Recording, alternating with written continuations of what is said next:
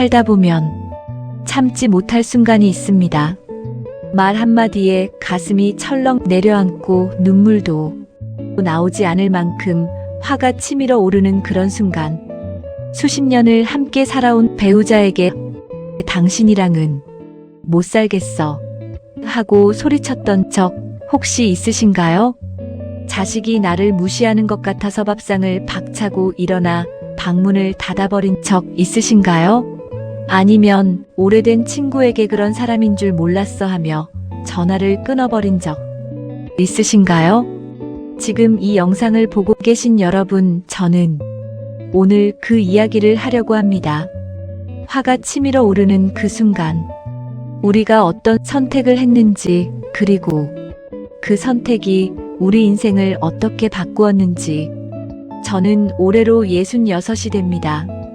살아오면서 수없이 많은 화를 냈습니다. 어떤 날은 그 화가 정당했고 어떤 날은 내가 틀렸다는 것을 나중에서야 알았습니다. 하지만 공통점이 하나 있었습니다. 화를 낸 다음에는 항상 무언가를 잃었습니다. 돈을 잃은 게 아닙니다. 명예를 잃은 것도 아닙니다. 사람을 잃었습니다. 관계를 잃었습니다. 그리고 때로는 나 자신을 잃었습니다. 살다 보면 이런 생각이 드는 날이 있습니다. 그때 내가 왜 그랬을까? 그 말만 하지 않았더라면, 그 자리에서 조금만 더 참았더라면. 후회라는 것은 참 이상합니다. 당시엔 분명히 내가 옳다고 느꼈는데 시간이 지나면 지날수록 내가 얼마나 좁은 마음으로 살았는지 깨닫게 됩니다. 그 깨달음을 이미 2500년 전에 말씀하신 분이 있습니다. 바로 공자입니다. 공자께서는 이렇게 말씀하셨습니다. 화가 치밀어 오를 때 그 결과를 생각하라. 짧은 문장입니다. 그러나 이 짧은 문장 안에 인생의 모든 지혜가 담겨 있습니다. 오늘 저와 함께 이 한 문장을 천천히 깊이 들여다보겠습니다. 기원전 551년 중국 노나라라는 작은 나라에서 태어난 한 아이가 있었습니다. 가난했습니다. 어릴 때 아버지를 잃었고 어머니마저 일찍 세상을 떠났습니다. 그 아이의 이름 공자. 그는 평생을 인간이 어떻게 살아야 하는가를 고민하고 가르치고 기록했습니다. 그가 남긴 수천 개의 말 중에서 오늘 우리가 들여다볼 문장은 바로 이것입니다. 노여움이 일어날 때는 그 결과를 먼저 생각하라. 원문으로는 이렇게 전해집니다. 분산한 분노가 일어날 때 어려운 결과를 생각하라. 공자는 이 짧은 세 글자로 인간의 가장 오래된 약점을 짚어냈습니다. 화는 순간이지만 그 결과는 평생을 따라다닌다는 것. 경상도에 사시는 박 선생님의 이야기입니다. 올해 71살. 부인과는 44년을 함께 살았습니다. 어느 가을날 저녁이었습니다. 식사를 마치고 텔레비전을 보고 있었는데 부인이 물었습니다.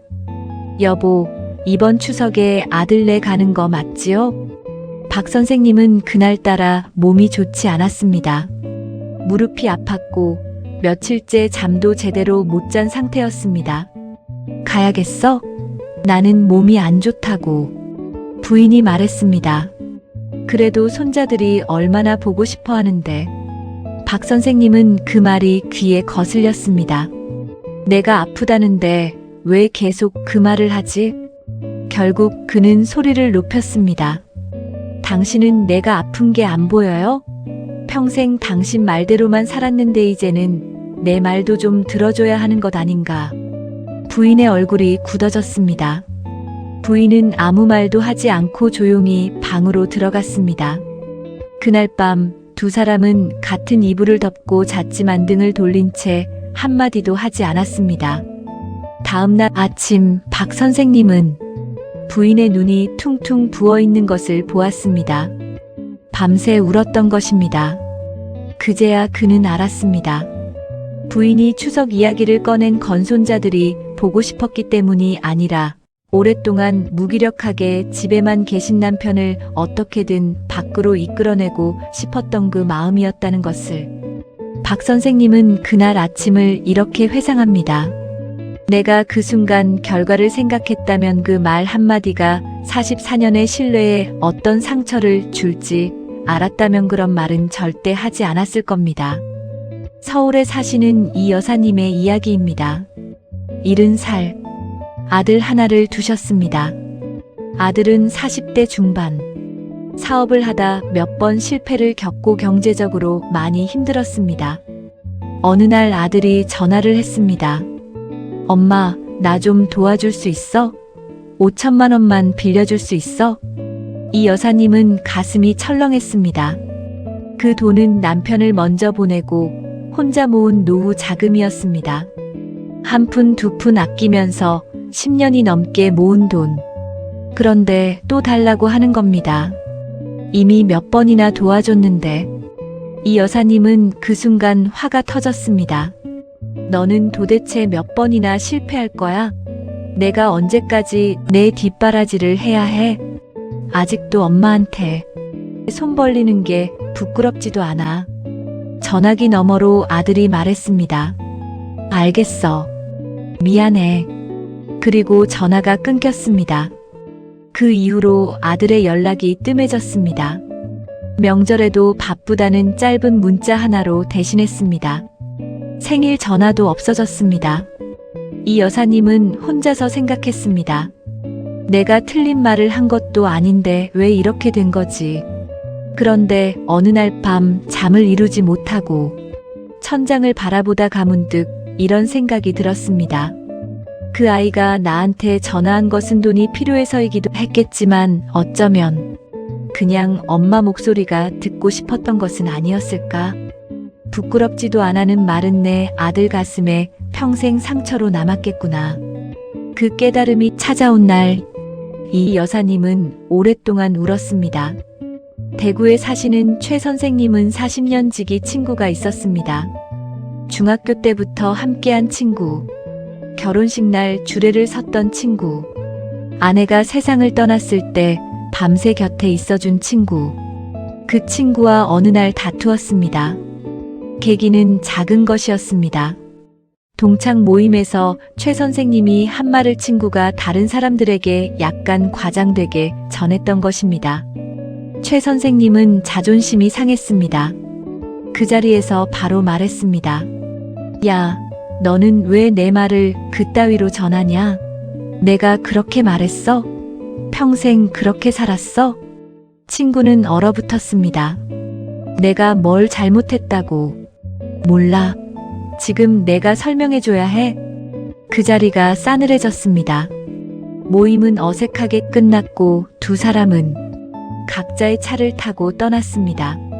그 이후로 친구에게서 연락이 오지 않았습니다. 최 선생님도 먼저 연락하기가 어색했습니다. 한 달이 지났습니다. 두 달이 지났습니다. 6개월이 지난 어느 날 다른 친구에게서 연락이 왔습니다. 야, 너 알고 있냐? 그 친구 요즘 많이 아프다더라. 최 선생님의 가슴이 쿵 내려앉았습니다. 병문안을 가야 하나. 그런데 그 어색함을 결국 그는 가지 못했습니다.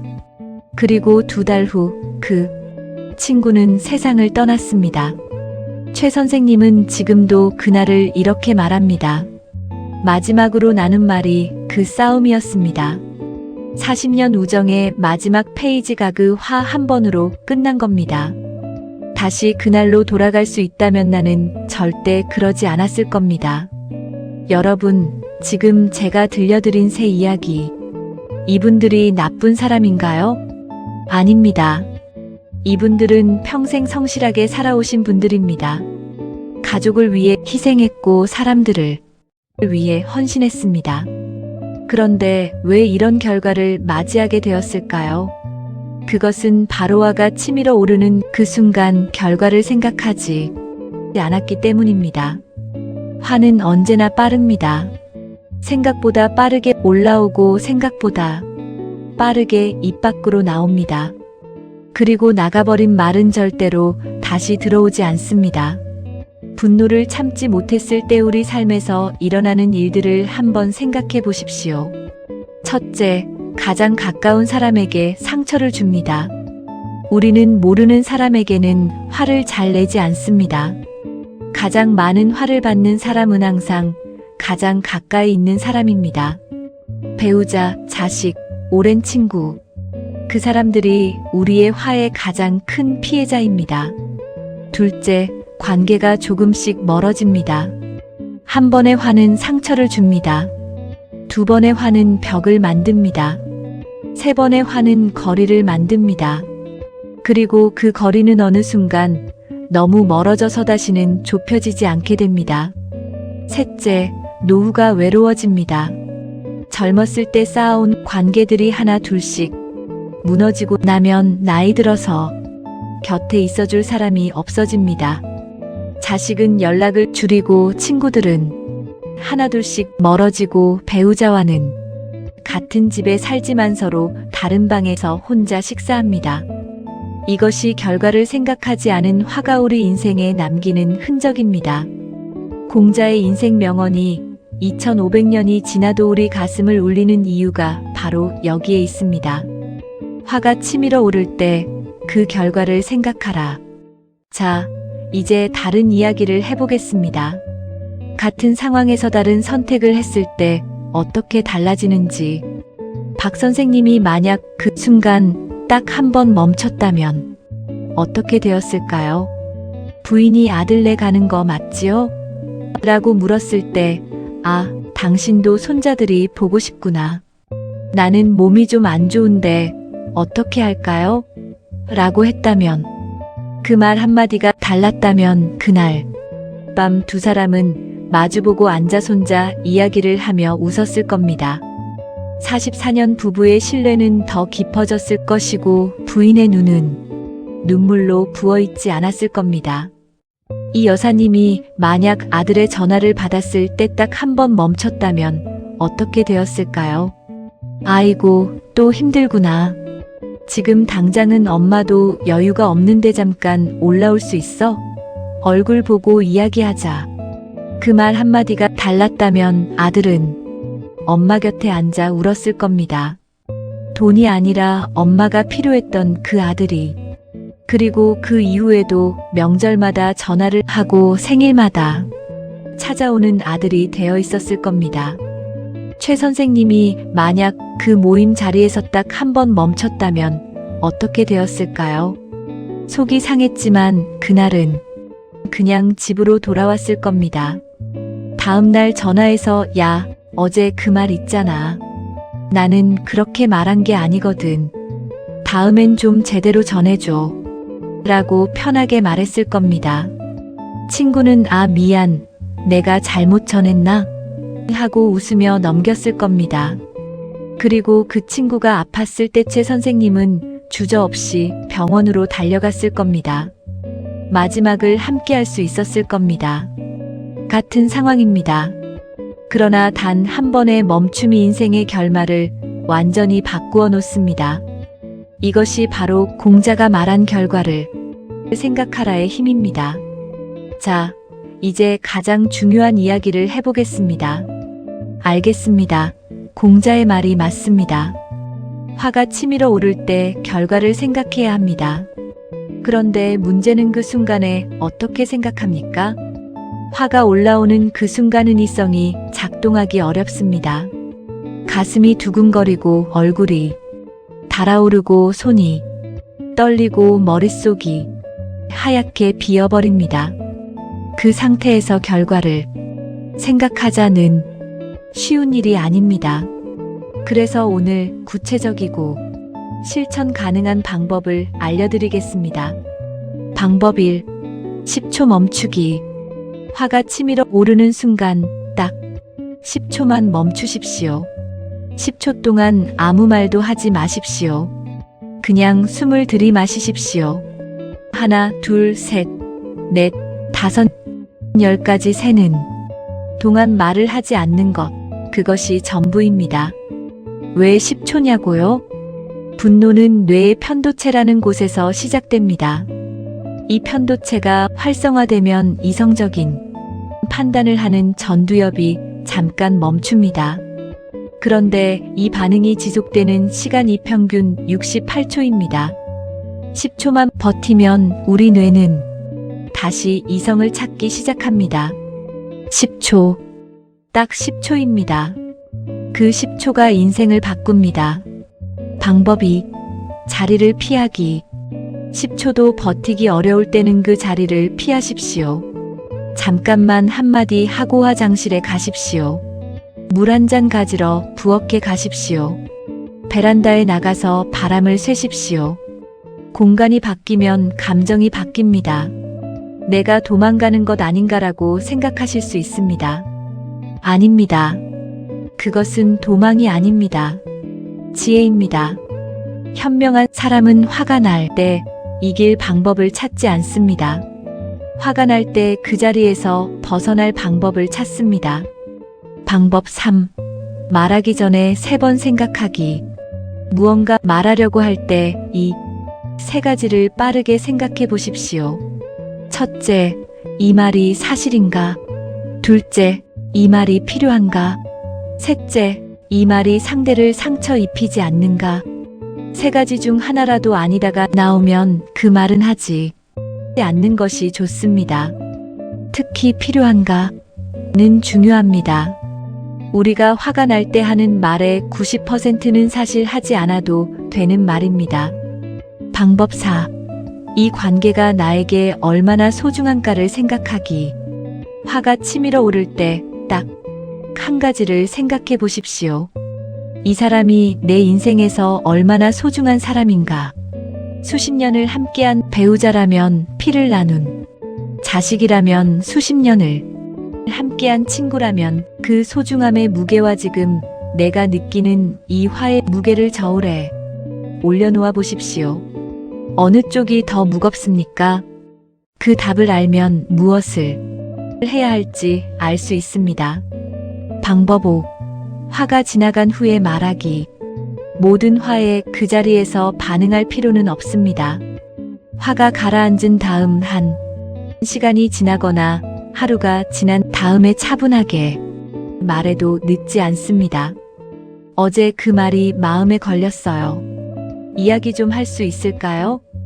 이렇게 시작하는 대화는 싸움이 아니라 소통이 됩니다. 화가 식은 다음에 하는 말은 더 정확하고 더 진심이 담기고 상대방도 더 잘 받아들입니다. 여러분, 이런 이야기를 아십니까? 나무가 폭풍을 이기는 방법은 더 단단하게 버티는 것이 아닙니다. 폭풍이 불어올 때 나무는 구부러집니다. 흔들립니다. 가지가 휘어집니다. 그러나 뿌리는 땅 속에 그대로 있습니다.